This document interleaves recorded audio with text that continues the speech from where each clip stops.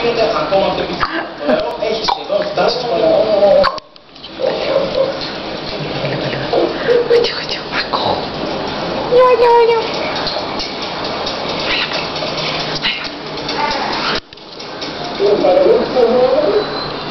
Ο Χάρος ζητάει επικόρυφα σειρά. Αν και το εσωτερικό του αυτοκινήτου γεμίζει με αρκούς ρυθμούς, το νερό έχει φτάσει πια σε ένα ορισμένο επίπεδο που κάνει το αυτοκίνητο να πλησιάζει πολύ γρήγορα. Τώρα θα πρέπει να διατηρήσει την ψυχραιμία και να θυμηθεί τις οδηγίες του επαγγελματία τύπου. Το να προσπαθήσει κανείς να βρει τον διακόπτη που ανοίγει το παράθυρο σε ένα όχημα που δουλειάζει είναι πολύ πιο δύσκολο από όσο φαντάζεστε.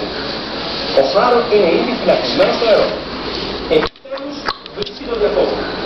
Είναι μια στιγμή γεμάτη αγωνία. Τελικά θα μπορέσουν τα παράθυρα να ρηχηθήσουν ακόμα πιο πράγμα. Τα παράθυρα μπορούν ακόμη και κάτω από το νερό να ανοίξουν. Παρά το γεγονός αυτό όμως, ο Χάρο καταφέρει να μετρήσει πολύ μεγάλη προσπάθεια.